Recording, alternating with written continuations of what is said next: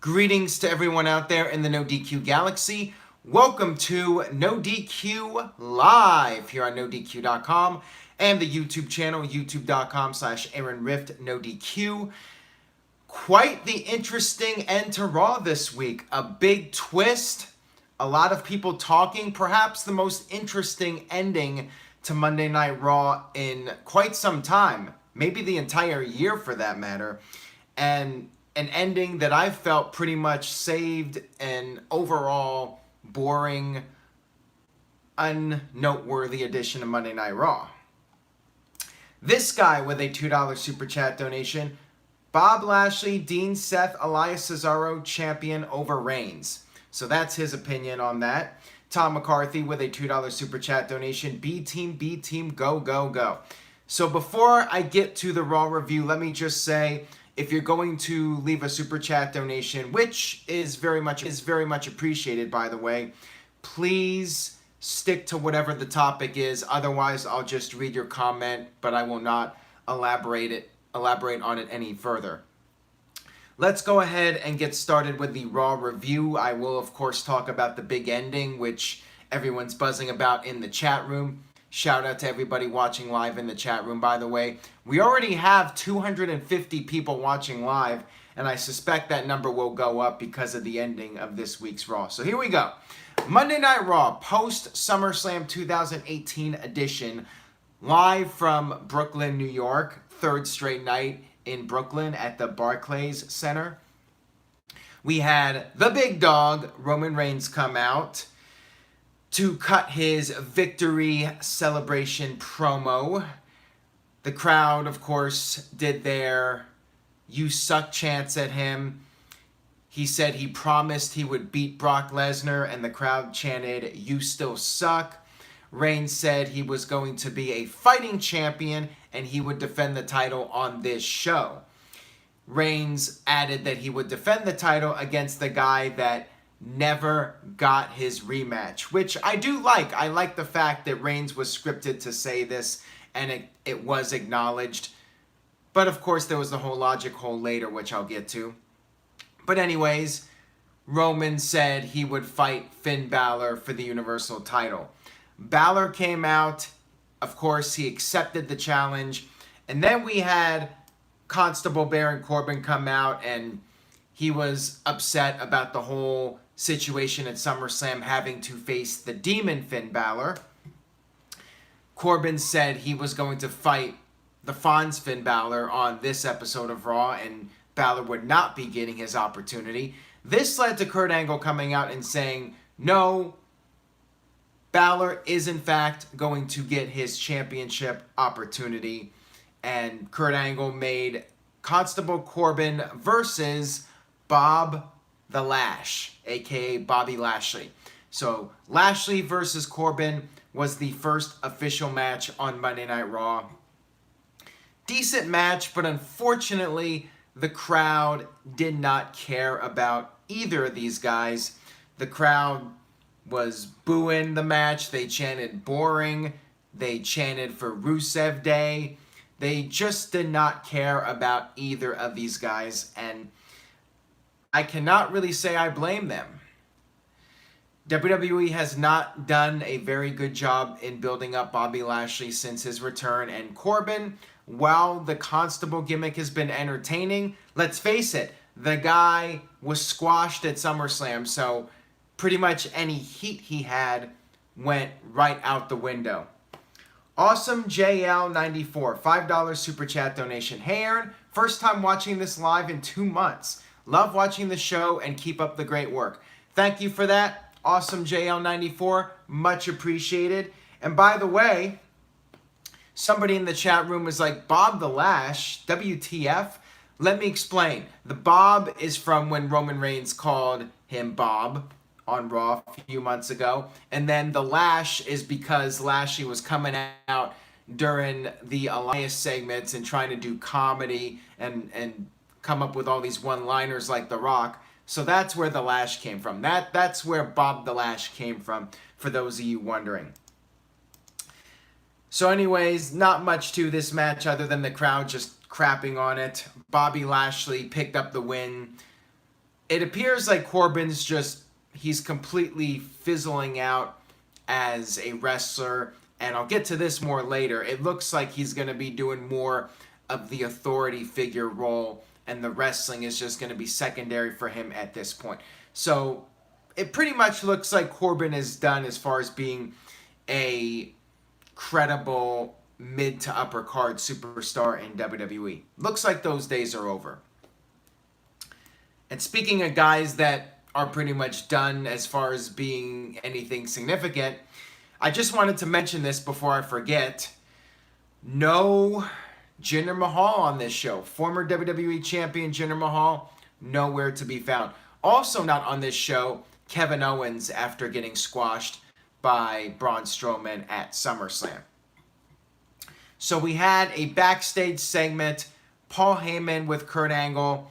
Heyman said that Lesnar wants his rematch, and Kurt Angle was basically like, you know what? Lesnar is not getting it anytime soon. It's going to be a long, long time before Lesnar gets his rematch. And Heyman wanted Hell in the Cell, but Angle was like, forget about it, in the New York accent. I have no idea what's going on with Brock. I think the door's just being left open. Brock will come back when he's going to come back, but I feel like he's done for now. I feel like Brock's going to do the UFC fight, and then if he wants to come back for another WWE match, he can come back, and WWE's just going to leave it open for him if he wants to come back and do another match. And based off of the end of Raw, certainly doesn't look like Lesnar's coming back anytime soon, because we have a new major storyline that is developing. Let's see. So we had more back and forth between Kurt Angle and Baron Corbin, and Corbin revealed that Stephanie McMahon will be in attendance for this episode of Raw, and he was going to talk to her because he was upset about how Kurt Angle was treating him. Next up, we had the 6-woman match, and by the way, Anthony says, love the show. Thank you for that. Ken Terminated by Google says, frankly, Aaron, I am done with Lesnar. I feel unless he's coming back as a face and feuding with a Paul Heyman guy, I'm pretty much done with him as well. But moving on here, we had Sasha Banks, Bayley, and Ember Moon against the Riot Squad. Ruby Riot still has her happy-go-lucky music. And we had Ruby picking up the victory over Sasha Banks with the Riot kick. So Sasha's momentum continues to just completely stall. No real development with Sasha Banks and Bayley, just more of them losing and looking very distressed. Ember Moon was in the match, but she was just there. And that was that. I'm not sure what's going to happen with Sasha and Bayley, if they're going to go for the tag team titles or if they're going to feud again. Like I said in previous weeks, I really don't care at this point.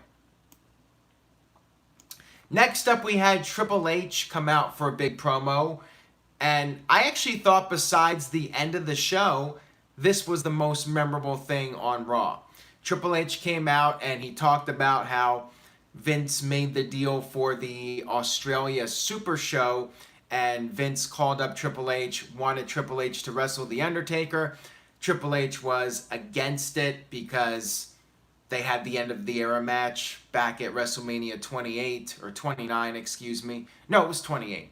Yeah, 28. 29 was CM Punk and Undertaker. So WrestleMania 28, Triple H didn't want to go back and do another match after they had the end of an era, but he talked about how they just did not have the moment anymore. It just didn't feel right.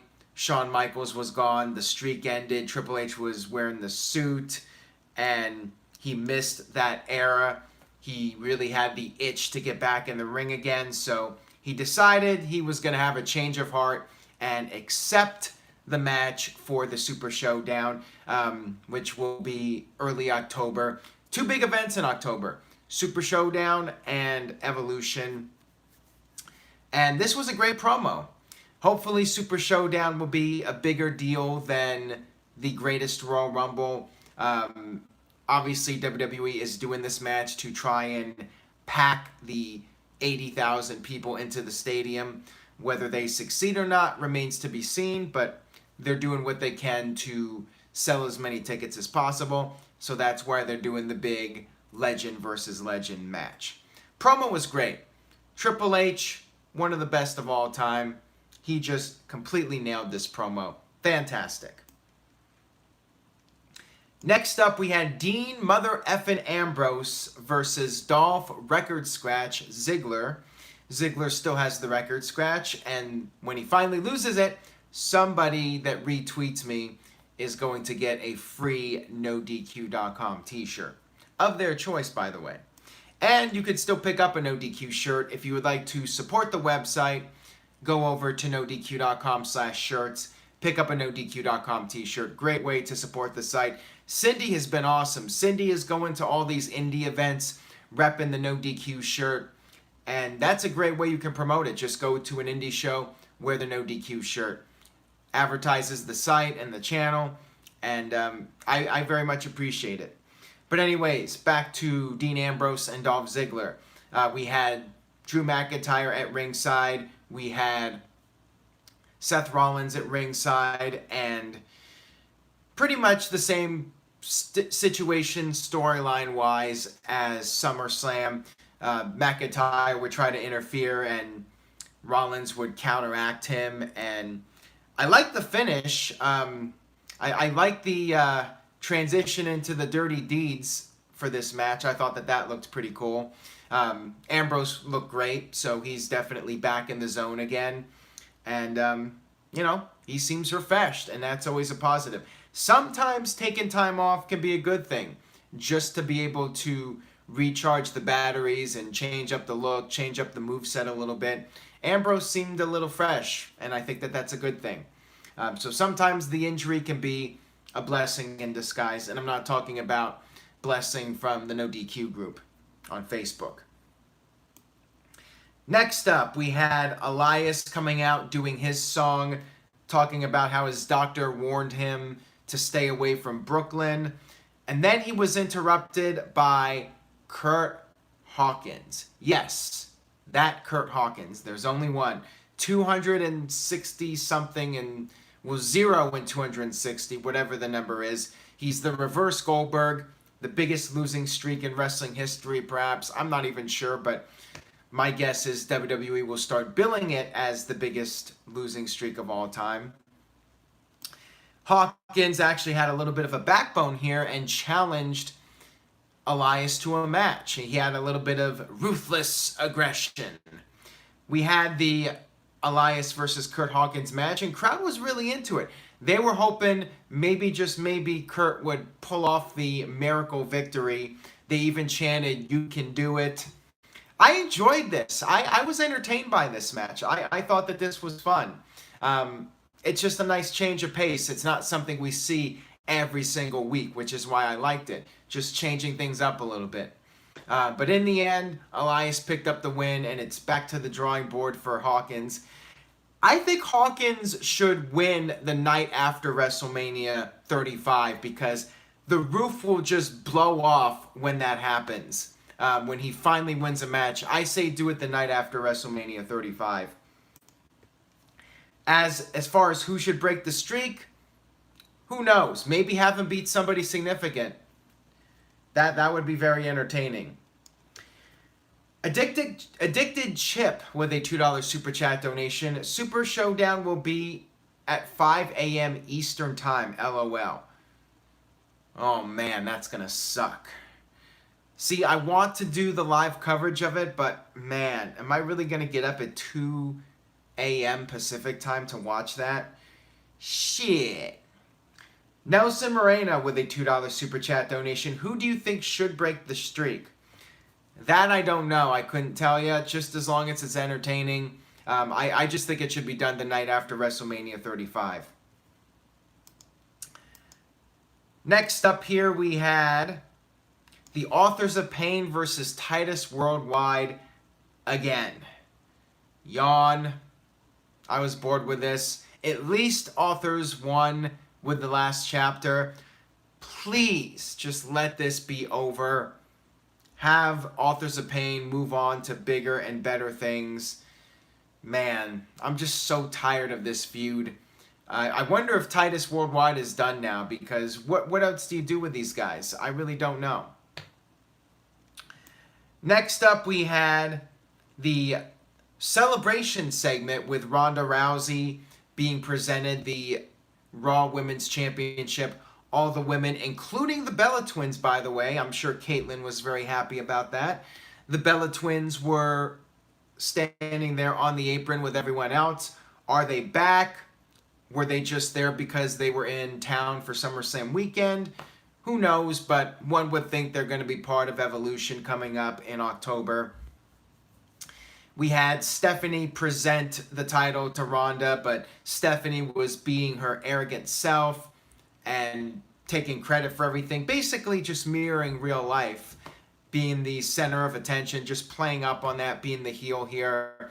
And Ronda said she's only gonna break the arms of people that deserve it, and then proceeded to put Stephanie in the armbar. But I don't believe she actually broke her arm in storyline. She just put her in it until Stephanie tapped out and then let go. Backstage, we had Stephanie wearing the ice on her arm. We had the trainer there. Kurt Angle came in. He apologized for what happened. And Stephanie was ticked off. So she took out her frustrations on Kurt Angle. And she said Kurt Angle needs a vacation.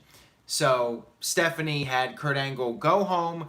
And she said that starting next week, Constable Baron Corbin will be the new active GM of Monday Night Raw.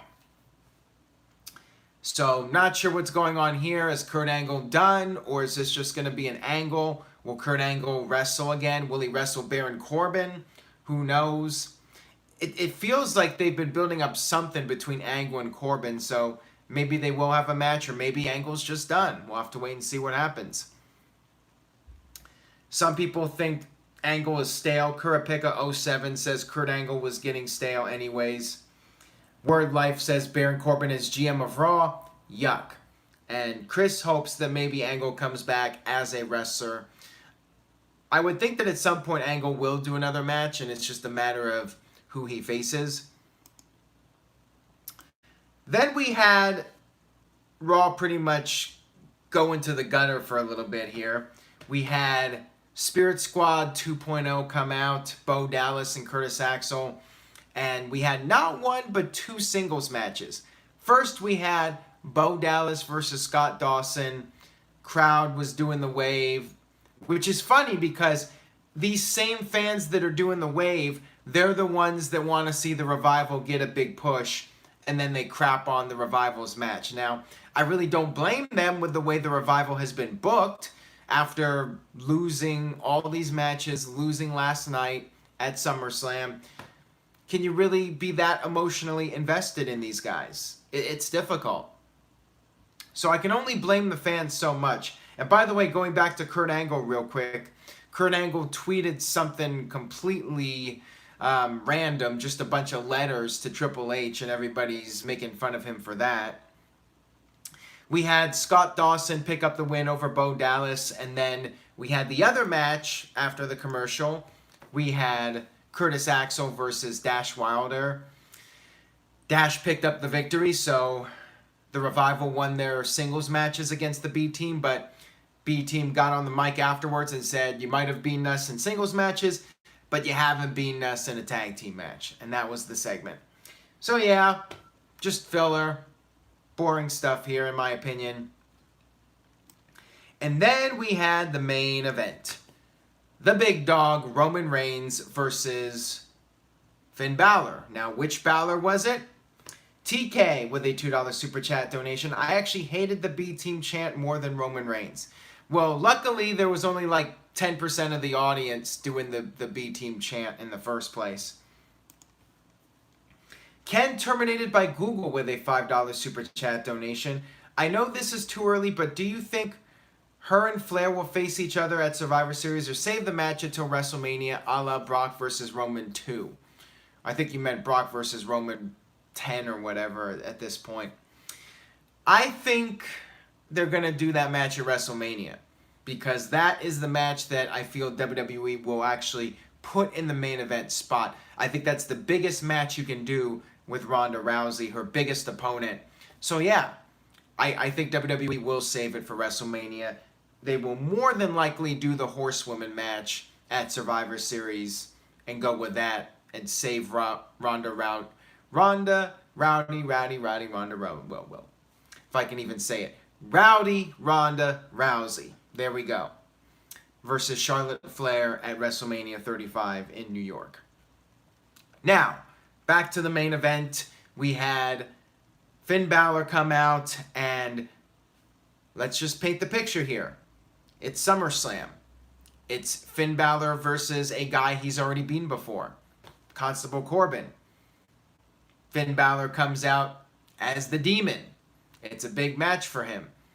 He comes out, he destroys Constable Corbin.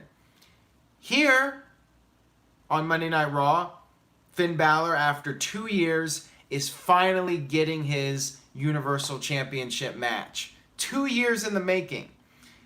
And what does he do? Does he come out as the Demon for this all-important championship match? No.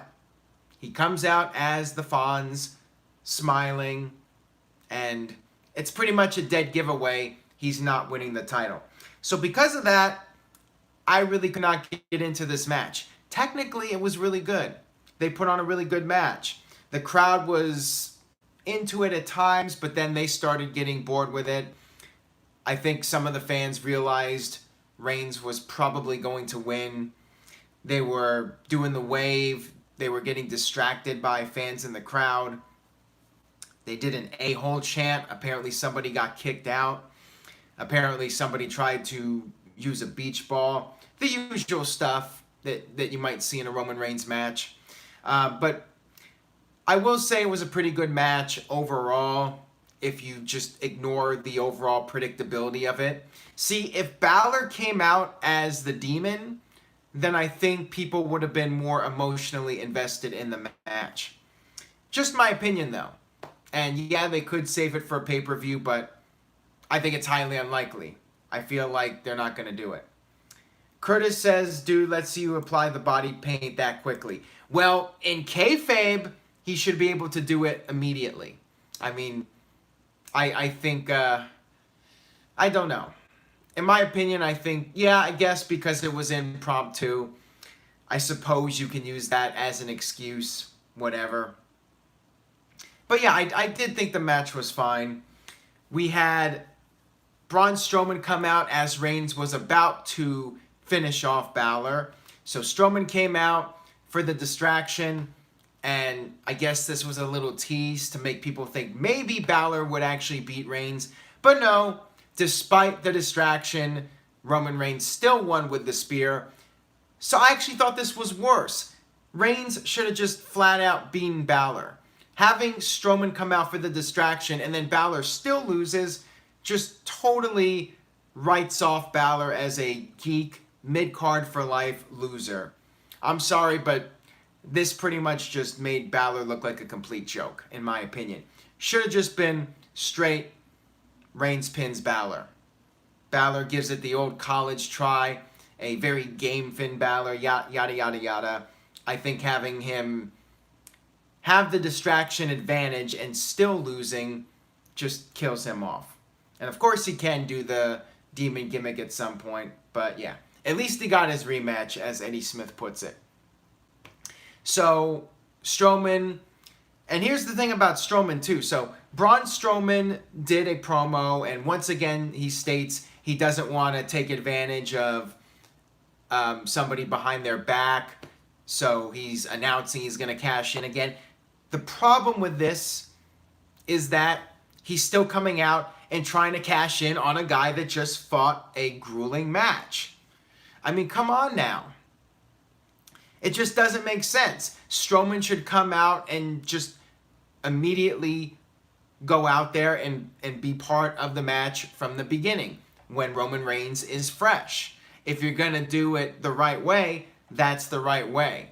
You don't say, I'm not going to go out there and take advantage of a situation, but then that's exactly what he does. So yeah, big logic hole here. And then we got the swerve. We got the big surprise, which I don't think anybody anticipated. We had the Shield music hit with the Sierra Echo, whatever. Dean Ambrose and Seth Rollins came out as the Shield, and they came to the aid of Roman Reigns, and then the 3 Shield members proceeded to beat down Braun Strowman. They took him out, they hit all their big moves, and then they did the triple powerbomb through the table. So, by the way, we just crossed 500 live viewers, so I'm glad I did not do any stipulation or anything. Thank you, though, to everyone watching live. I appreciate it. And if you enjoyed this video, please subscribe, tell a friend, and I will be doing a 2-hour live stream Thursday, August 30th at 8 p.m., 5 p.m. Pacific time, 8 p.m. Eastern, called Call In, where you'll be able to call in via Skype. Just wanted to make sure I got that plug out with 500 live viewers. Back to the review. Hero Villain 5 with a $2 Super Chat donation. Shield, heels, or faces? So this is where I'm confused. This is where it felt like WCW to me. Who's the heel? Who's the face? And does WWE even care? Are they just doing this as the way they're going to do it? These guys are shades of gray. People can choose who they want to cheer and boo for. Maybe that's WWE's attitude at this point. They're like, screw it. We're not going to do the traditional babyface versus heel. You guys can pick who you're going to root for.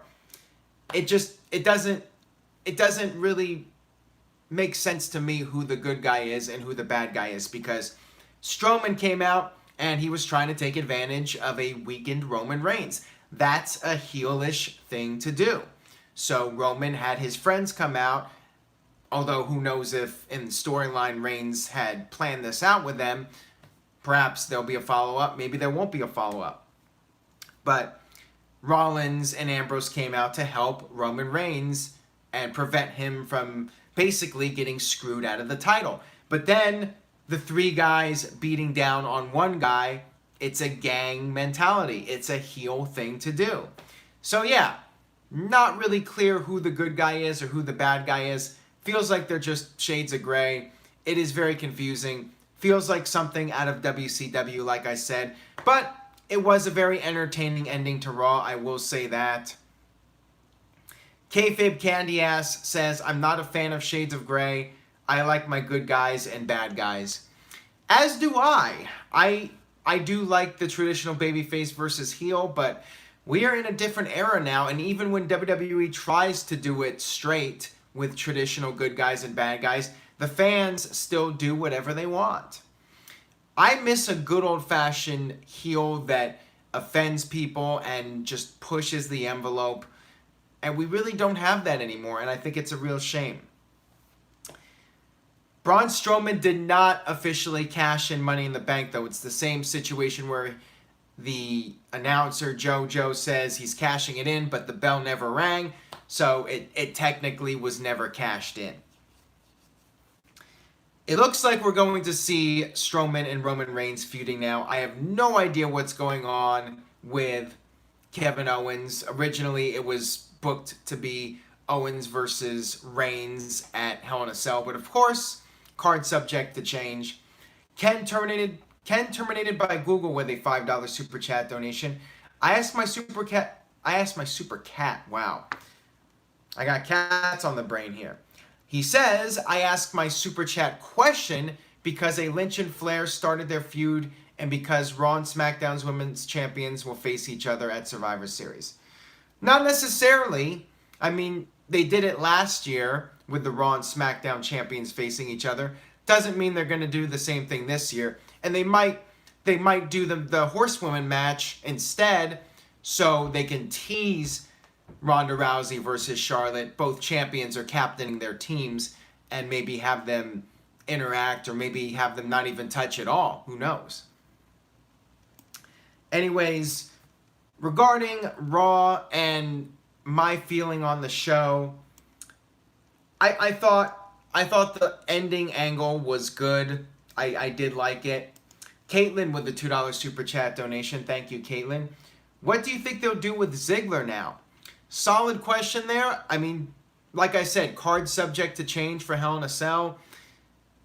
The match that was announced was Dolph Ziggler and Drew McIntyre against Dean Ambrose and Seth Rollins, and WWE may still do that match for Hell in a Cell. Maybe they'll do some sort of 6-man match. What's weird about that is then Strowman would technically be on the heel side. So we'll see what happens. I have no idea where they're going, and things could easily change next week. Who knows? Letter grade for the show. Until the closing segment, I was pretty disappointed with this Raw. Up until the end, there were no real surprises, no real swerves or anything. Felt like the show dragged despite it being in New York. I was going to give the show a C-, but then the angle at the end bumped it up to me, so I'm going with a C+. Maybe even a B-, but I'll just say a C+. There were a few good moments, but up until the end, I thought the best segment was the Triple H promo. And when Triple H is outshining everybody else, that's not necessarily a good thing. You need the new guys outshining the old-timers, not the other way around. So up until the end, C-, but overall, I give it a C+. Curtis, I'm not being bitter. It's better than average. A C+ is better than average. This was a better than average Raw, mostly due to the end. So I'll just say that. I know some people thought it was a great show, and the ending was great. It was definitely a memorable ending, and it's one of the few cliffhanger endings to the show. And as Ring Scoops puts it, C's get degrees, which is true. C+ is not a terrible rating. I'm basically saying it was a better than average Raw, but I did not consider it to be an all-time great Raw or anything like that. And Brian says better than what we've been getting lately. I mean, the ending was great. The ending at least was a cliffhanger, gives us a reason to tune in next week to see what's going to happen. So I liked it. The question is, are they just going to be all tweeners? Is there going to be no heel, no face?